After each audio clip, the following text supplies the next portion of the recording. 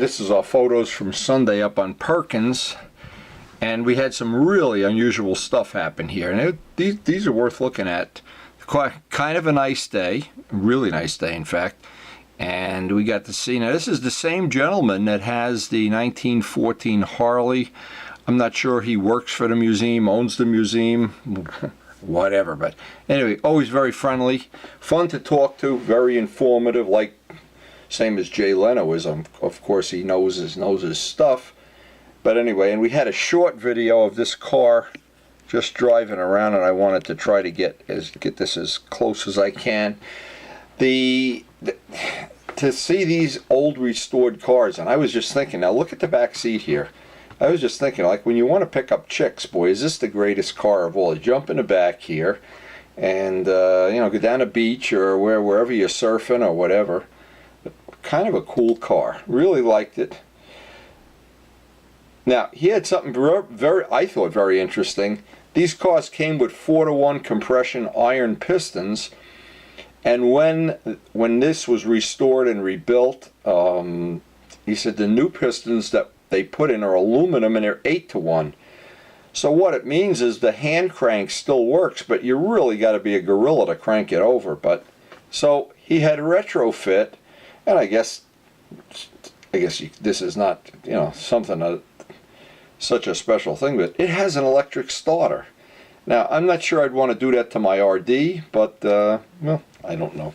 Now, and Grizzo Joe made a good comment. He said this was not the way the cars left the factory, and he's probably right, because I looked at the amount of brass on this car and how much it was polished, and wow, just unbelievable. Just completely unbelievable how nice this was. And we have that little video that I already put out on YouTube. It's about a minute of him starting it and driving down the alleyway there, and of course blowing a horn, which I thought was the coolest thing of all. I like to have that horn on my R1, maybe, I don't know. Very, very, very cool. Now, the neatest thing of all this stuff, and I always say this, is whenever you have anything old, the one thing you always get is a crowd. You get people that don't even like cars or motorcycles. They come and look at it. And I remember this. We had a 1947 Air Coupe, an airplane, privately owned, and I was one of the owners. And whenever we would pull up to a bunch of modern planes and park it and go fuel it up, we'd get a crowd, and it was like, people love old stuff. I guess that's the bottom line. Now look at this. Even inside it's all nice and clean. And I tried to look and see what he had. Now it looked like he had some kind of thing to protect the floorboard, maybe cardboard or something, I don't know. But you look at all the brass on this, and look at this horn and this light, and holy, this was a real work of art. Really nice to see this stuff. This is him, and again, I don't know his name. I've spoken to him many times. Always very cordial, very friendly, but and again, he has some association with the museum. I don't know what it is. Maybe the next time we're around, we'll have to ask him. And again, it doesn't matter if you're a young guy, an old guy, a woman, a man. It doesn't really matter. Old stuff always draws a crowd. Oh, speaking of old stuff. There's the one old thing that doesn't ever draw a crowd, my old face. Anyway, now the neat thing about Perkins, and maybe this is true of a lot of places, but I know it's true of Perkins, every week there's a different collection of bikes. And no matter what bike you bring, and no matter what bike you ride, and no matter which friends you come up with, doesn't matter, there's always something new. And this was a day I just chose to take the RD up. I had done some jetting on it, got it, let's just say as close as I can get it, and decided we'd put it to the test. Now Luciano was going to ride up with his 250 Kawasaki so we could go racing home and see whose was fastest, and it didn't work out that way because there were too many cops in the park, but it was fun pretending anyway. Anyway, again, this is a 1977 motorcycle. It always draws a crowd. The one thing you can guarantee, show up with a $30,000 bike and show up with this, and I guarantee you more old ladies and more puppies are going to look at this than anybody else, if that floats your boat. Now, Jerry's Triumph, and whistle clean. And there's Jerry. Wow. And checking out the KTMs, and of course Chuck has a KTM which I sat on in my driveway, and I really liked it. And I really wish I had I still wish I had the body to go dirt bike riding, but unfortunately that's a memory. Now, for some reason, I don't know why, there were a lot of APRILAS on the mountain, and this was pretty funny. Now, I don't know if this is the one, but it seemed like there were 6 or 8 APRILAS. And I was listening to this gentleman talk about his APRILA, and he was asking, and I don't remember who it was, one of the other guys there, he said, do you ever have to oil the chain? And I was wondering, I looked down at the chain and it was pretty rusty, and I was wondering, this might have a 50,000 miles on it, I don't know, but anyway, we had one of those discussions where everybody has an opinion, and you never know who's right or wrong. How to lube a chain properly, and how to get the chain wax off your shoes when you get done, and whatever. Nice CBR. Nice Ninja. Nice Suzuki. But that's the whole point, is no matter what bike you're in love with, there's some of them up there. And I think we could have called this Aprila Sunday. This was maybe the Aprila dealer. They're giving these away now for free or something. I don't know. But at one time they were very rare, and all of a sudden today there were 6 or 8 of them up. There's another one, in fact. And I always try to look, look for which ones have the most custom parts. This one's got a different exhaust. Nice Triumph. Now, we were waiting, and we waited patiently, of course, because I spent the morning. I went up to the Ducati place early, hung around, had a cup of coffee. I had to ride early because I had to be back early this day. And Luciano and his son and his daughter-in-law rode up, and his daughter-in-law had a brand new Kawasaki 636. So he is pokey with his Coppa d'Italia, and still trying to sell it. Maybe the last picture we'll ever get, because he'll find somebody to buy it, I know that. And finally Luciano shows up. So now we had some fun. I don't know this guy's name, but he's always up there. He's a lot of fun.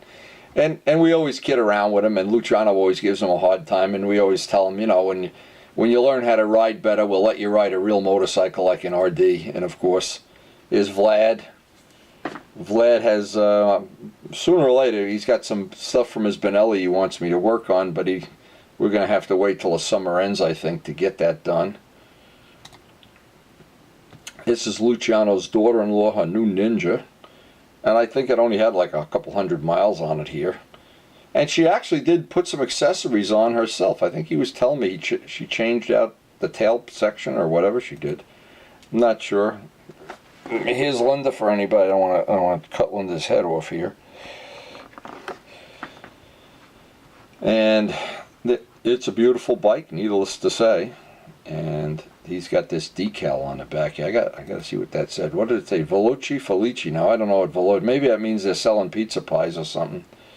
I don't know what that means, to be honest. Luciano, you got to tell me what it means. It's secret Italian code for, printing Italian money in your basement or something. Anyway, and he's saying, yeah, hey, check this out. Maybe she should oil a chain once in a while. Look at a puss on this guy. Luciano, you got to smile when I'm taking pictures. I can always hold this against you, Anyway, Tim was one of the people that enjoyed the ride up there that day with us, and maybe that isn't Tim's bike. I don't even know. Maybe Tim. No, it's not Tim's bike. What am I talking about? I wish that's his son's bike. See, the minute I see black paint, I think it's. I don't even know what I'm talking about most of the time. Yeah, I agree. You don't know what the hell you're talking about.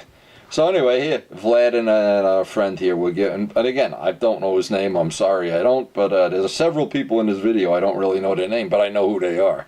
If I have to testify in court about this guy, yeah, that's the guy, but I don't know if his name is, yeah. I says, okay, finally, okay, now you got 140,000 miles on your whatever, And so you can get to ride. Now, maybe the next time we're up the mountain, we'll let them take it for a quick ride and show them what a real motorcycle's like. A motorcycle can rip your arms out of its sockets. I always love these pictures. You know, I always love to, if you email somebody, you can email them a picture of themselves on it like this, you know. Or if this bike is ever stolen, you know, I can take this picture to court and say, I think I know what that's the guy right there, he's took it. This is one of Vlad's bikes with a custom paint job. And the reason I remember this bike, Alex had an Aprilia. And you can't really see it in these pictures, I don't think. But Alex had this Aprilia, and we used to ride around a lot. You can see it down here.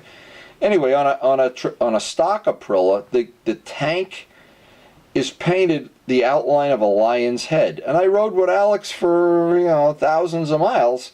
And one day I pulled up to a light, and I looked at it, and I said, oh, it's a lion's head. Holy crow. And then Alex had some problems with the bike. I don't really know. I think he took it to a dealer. And we never saw him ride again, so I don't know what that meant. And I don't really know, but we didn't see Alex after that. Anyway, Luciano, some of our friends. Now, this is a funny story too. Of course, this is still for sale for anybody that's looking for a Copo d'Italia. You can shoot me an email. I'll send it to Pokey. One of only 47 in the world. This is funny. Now, this is Dwayne, of course, and Dwayne, of course, is just a ton of fun to ride with, and guaranteed you always get a speeding ticket if you're with Dwayne. But anyway, his buddy here, and again, I don't know his name, but we've seen him several times. And the poor guy, he had a brand new 1400 Kawasaki with that beautiful green paint and those decal flames, and he's got two brothers' mufflers. And so we went over to his bike one day, and Luciano's even meaner than I am, and we were telling those mufflers, oh my God, you should throw them away and you should get Ducati mufflers and da da da da. And the poor guy was really annoyed. But, you know, he took it like a man, like he always does. But we always give him a hard time. So I want to use this opportunity to apologize for Luciano's irreverent behavior. But anyway, he is a great guy. We enjoy hanging around with him. We enjoy giving him a hard time. I don't know if he enjoys it as much as we do, but... Well, yes, we'll find out. But anyway, isn't some of the other bikes from the mountain that day. Now, the reason I always take pictures of the Harleys is because I always like the paint. To be honest, I'm jealous of some of the paint. Having been a custom painter for many, many years, and I've painted a lot of Harleys, trust me, if I only could go back in time and count them. I used to have a picture album in the 70s, and I don't know where it is now. And every time I'd paint a bike for somebody, I only had a picture of the gas tank, the fenders, because Harleys, they're kind of predictable how they come apart. And they were all acrylic lacquer, probably all of the paint cracked in time, but they were pretty when they left my shop. And modern paint is just so much easier to use and so much better, it's ridiculous. And anybody, I say this like I kid around, but virtually anybody could learn to paint in a matter of one day if they wanted to. And you could be painting every bit as good as I am. It's ridiculous. The paint is just so good. It's in the paint. Anyway, it looked like a pretty cool looking Buell. I always like this see-through look where you can look through the bike. Well, of course it's a chopper, but one thing strange this year, and I don't know why this is, it seems like the choppers disappeared off the face of the earth, and we didn't see any. That actually was one of the first ones I've seen all year. A real chopper with the front end of 10 feet away from the wheel. Now, one thing we always do, I had to go up to this Aprilia. This is pretty cool. I always think this paint job, this is really unusual. So whenever you see this color, you know it's not a Honda or anything, because only Aprilia painted them that color. And pretty slick looking paint job, if I don't say so myself. And I remember this is one thing I remember about the Aprilias. Alex had these blue wheels on his Aprilia that were anodized. And they looked good when they were new. And within a year they looked chalky white and looked terrible. And I had suggested to him we could paint them, but then he either got rid of the bike or stopped riding before we ever got to do that. But so every time I look at an Aprilia, I try to look at the wheels and see how well they've been preserved, or Maybe it just was his bike was defective, who knows. Anyway, Kawasaki's forever. Kawasaki's. And Luciano never gets sick of owning more Kawasaki's. Always a nice Suzuki. No matter whether you like Triumphs or not, this is a Kawasaki, of course. If you like the look of the Triumph look, the twin, the upright engine, the mufflers look similar to a Triumph. If you don't look close, you kind of think it is a Triumph. But it's a Kawasaki. Look at the cam tower even on this. Very unusual bike. I'm not sure how many million of them they made, but this was either restored or in wonderful condition. Has the mandatory bluing of the pipes that most big twins have. It's a slick looking motor. And I know, I really wish, now Luciano has a 650 Kawasaki twin that just a track bike. If he could get a title for it, he could make up a bike that would set the stage at Perkins. He would even push my RD off a cliff. Now here's our friends. I was kidding him about the Kawasaki green and the flames and everything. We were kidding him about the mufflers.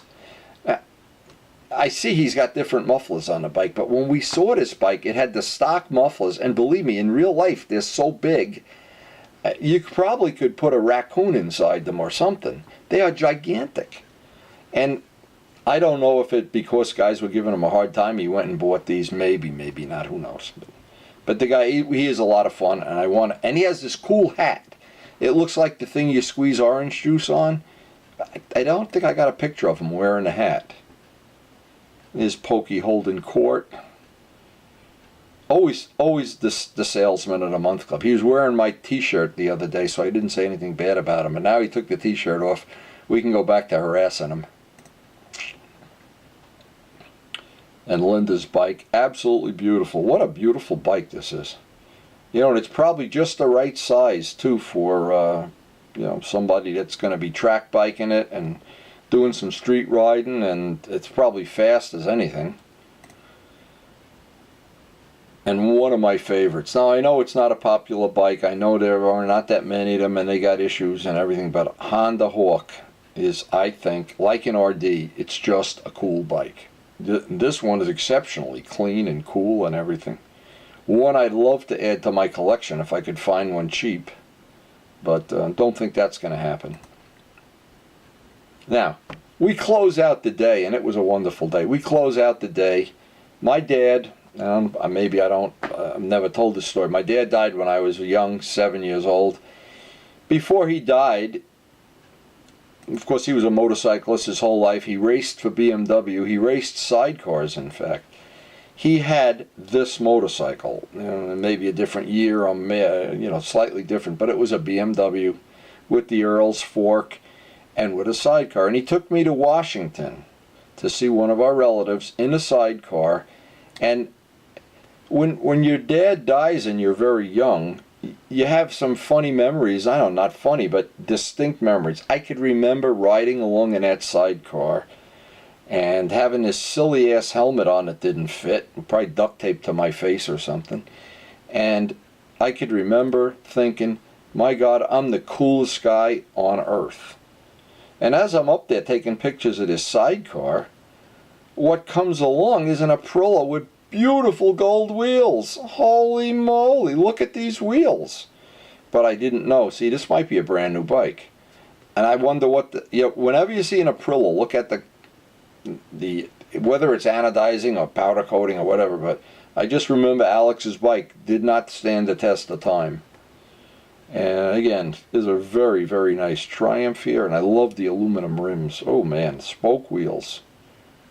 Love the cafe seat. Had to go over and look at this. Now just notice some of the unique things. Got a saddlebag. It's a suitcase. You just unzip it or whatever you do. Look at the handrail on the sidecar. Anyway, I don't know if this is a standard BMW issue or if the post-World War II one, or looks European with the plate. Again, I see the Urals. There's a couple of Urals at the cruise night all the time. There's a military one and a red one. But this looked cool. Look at this seat. This looks more comfortable than the seat I sit at watch television in. But again, you have these, I guess when you're a young kid, you have memories burned into your mind. And I can remember, of course, my mother always rode in a sidecar, but I remember my dad taking me to Washington to see his sister. I rode in that sidecar. It probably took 10 hours to get there. I remember thinking I was the king of the world. I had my arm hanging out on the fender and I was smiling and probably eating a Milky Way, or maybe I was drinking a beer, I don't know. But, and of course the nice thing about any of these bikes, you can carry your own spare tire. And I guess this is luggage area too. So I guess you really get to do the luggage thing here. If you want, you can outdo a Goldwing or something. But boy, if I could take the memories, if I could find some way of hypnotizing myself. Now notice this, unique thing. See, I have a good ability to find errors in things from all my years of judging paintwork. One blinker. Motorcycle only has one blinker. The other blinker is on the sidecar. Something an average person might slip by them. Little luggage rack. And I often wonder, why isn't there a passenger seat so you could take 3 people? Maybe it's not practical to take 3 people. I don't know. But I do know that in my mind, in my memory, this is just burned in a way that you really can't explain to people. But it was a wonderful Sunday, and hey, we all rode safe. Nobody got a ticket. And, you know, it was, didn't have to open up the first aid kit at all.